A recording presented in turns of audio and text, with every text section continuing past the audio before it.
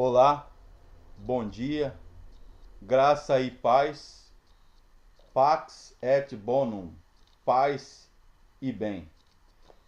Meu nome é Fabrício Barreto Gonçalves, bacharel em teologia, formação em ensino religioso. Meu amigo, eu gostaria de compartilhar nesta manhã com você sobre a história do profeta Jonas, o desafio de Jonas. A singularidade e a universalidade do amor de Deus. Gostaria de ler um texto que se encontra em Jonas, capítulo 3, verso 2. Diz assim: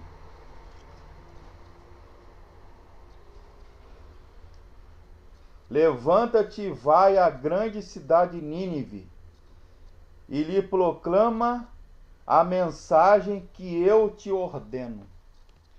Jonas do hebraico é Ioná, quer dizer pomba ou pombo. Era um profeta de uma cidade chamada Gat-Hefer, 6 quilômetros de Nazaré e 430 quilômetros de Jerusalém.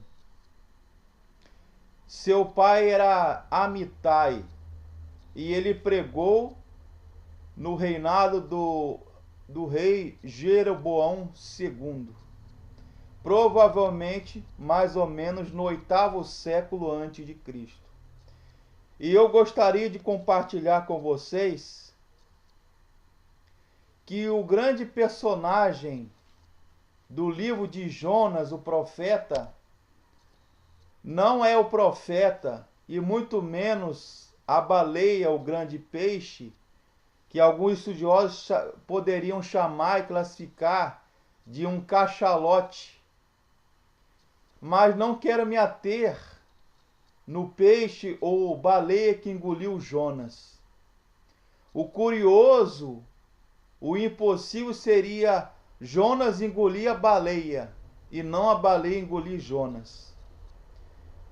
Mas o grande personagem de Jonas no seu livro é Deus e seu amor, a sua graça e a sua misericórdia para com os que não são justos, os ninivitas. E o primeiro desafio é o desafio da obediência.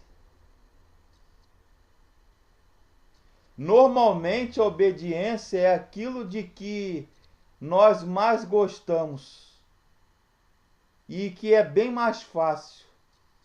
Mas quando somos chegados a obedecer a coisas das quais nós não gostamos, que nós somos confrontados com a nossa consciência, com aquilo que nós acreditamos, que foi o caso de Jonas, Deus mandou ele para Nínive pregar ali para os ninivitas, uma nação extremamente cruel, desumana, ímpia, impiedosa, pífia. E ele não queria obedecer a Deus. Ele foi, comprou passagem para o navio e foi para Tarsis, um local completamente oposto daquilo que Deus havia mandado ele fazer. Às vezes nós somos assim como Jonas, xenofóbicos, ou seja, temos aversão ao estrangeiro, às coisas que não são da nossa terra-mãe ou pátria-mãe, que foi o caso entre Jonas, que era judeu, e os ninivitas. Extremamente zeloso, piedoso, mas não entendia nada do amor e da misericórdia de Deus. Ele foi para Tarsis. O outro desafio que eu gostaria de compartilhar, o segundo, é o desafio de amor aos gentios.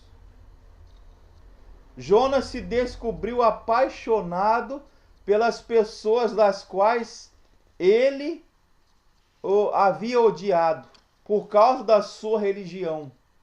Religião é religare, é religar o homem com Deus, ou interlegere, quer dizer, fazer uma leitura dentro de si mesmo, entre o homem e Deus, ou religar, aproximar o homem a Deus. Mas no caso aí, a religião de Jonas, judaica, ele ao invés de aproximar-se de ninivitas como semelhante, imagem e semelhança de Deus, pelo contrário, ele afastou por causa dos dogmas, dos preceitos religiosos de sua crença. Jonas se descobriu o que o pastor reverendo Caio Fábio fala no seu livro Jonas, o sucesso do fracasso. Ele se descobriu com raiva. Com raiva, ele foi pregar com raiva. Ele foi proferir mau augúrio ou mau agouro, maldição. Mas Deus mostrou para ele, naquela tempestade no navio, e no ventre daquele peixe, que ele é o Deus do amor, é o Deus das oportunidades, é o Deus da segunda chance, e que nem tudo está perdido. Jonas, com aquela arrogância, jactância, empáfia, orgulho, na sua religiosidade judaica, Deus mostrou para ele que ele ama os ninivitas também, assim como ele ama aqueles que não têm religião, e ama até aqueles que não acreditam nele, os agnósticos, os que não creem, os ateus, os que não creem e acreditam em Deus. O outro desafio que eu gostaria de compartilhar é de melhorar os nossos padrões. O mundo precisa de Jesus, da mensagem do amor, da misericórdia, do perdão, da graça de Deus, e não de mais preconceito. Preconceito este religioso. Jesus, ou melhor, Deus, através de Jonas, nos conclama e nos desafia a amar os gentios, a amar aqueles que não são da nossa religião ou da nossa fé ou crença religiosa, a amar aqueles, no meu caso, batista.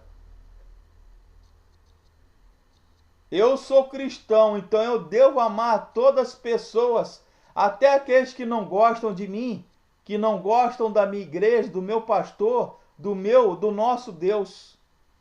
Era presbiteriano e agora eu sou batista. De melhorar os nossos conceitos e preconceitos e pós-conceitos. Melhorar os padrões em relação aos marginalizados, os que vivem à margem da sociedade, os espíritas, kardecistas, umbandistas, os judeus ortodoxos, os cristãos, os muçulmanos, os maçons, os da Rosa Cruz, os das seitas, heresias. Devemos amar a todos, porque o amor de Deus é plural. É plural.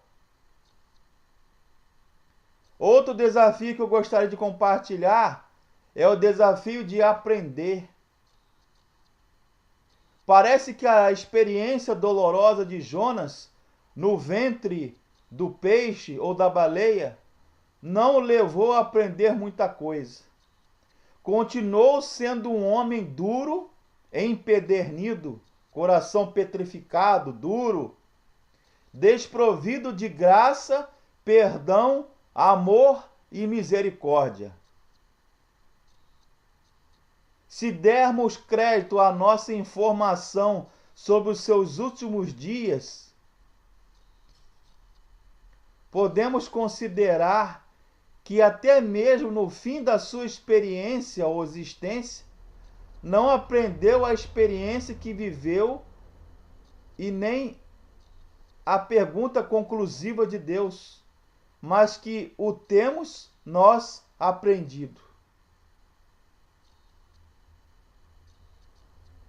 Há cristãos que são eternas criancinhas, bebês espirituais, birrentos, brigões, arrogantes, preconceituosos, jactanciosos como Jonas, e que vive se queixando e brigando por tudo o que não lhes agrada.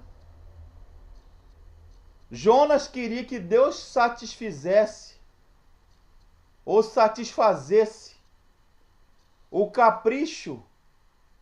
Eu não quero pregar para esse povo. Eu não quero falar com esse povo. Eu odeio esse povo. Mas justamente é no complicado, é no diferente, é no exótico que Deus atua. E Deus mandou para ele, vai lá e fala para eles. Deixe esse orgulho de lado. Você não é dono da mensagem, a mensagem é minha, a mensagem é do Senhor. Isso nos leva a crer que Deus ama a todos, mas chamou o seu povo para testemunhar do seu amor a todas as gentes. Precisamos testemunhar do amor de Deus para com todas as pessoas, independentemente do seu credo religioso, da sua confissão de fé, a sua situação socioeconômica, indistintamente da sua origem racial, étnica, geográfica, política ou religiosa. A escolha de Israel por Deus não significa que ele rejeitou as outras nações. Israel deveria ser, no dizer de Isaías, o profeta, uma luz para os gentios, uma nação missionária. Devemos anunciar a todos que há perdão e salvação e graça em Cristo Jesus. Devemos atender sem preconceitos, sem pós-conceitos, sem julgamentos ao chamado de Deus. O preconceito pode impedir que compreendamos claramente a vocação de Deus, o chamado de Deus para sermos instrumento da sua graça ao mundo. Ou seja, em outras palavras, Jonas, com seu preconceito religioso, farisaico, judaico, ele quase que impede a conversão de toda uma nação. Nós não devemos nunca e jamais atrapalhar Deus, e sim ajudá-lo, ser veículo e canal da bênção, da graça de Deus, instrumentos vivos nas mãos dele. Deixamos o preconceito religioso de lado. Isso só atrapalha. Isto só atrapalha. Quando Jonas entendeu isso, a duras penas foi necessário, foi imperioso ele ser deglutido ou engolido por um peixe, por uma criatura que Deus fabricou só para este propósito, para ele acabar com esse orgulho bobo,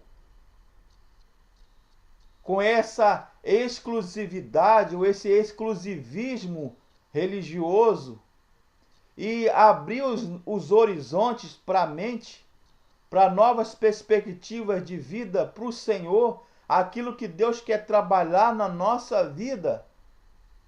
Quando Jonas entendeu isso, ele mostrou para aquela nação que Deus não era Deus só dos religiosos, dos justos, dos crentes, dos cristãos, dos judeus. que a sua graça se estende para todas as nações. O amor de Deus, ou melhor, Billy Graham, pastor Billy Graham tem uma frase: o coração de Deus bate forte pelo mundo inteiro.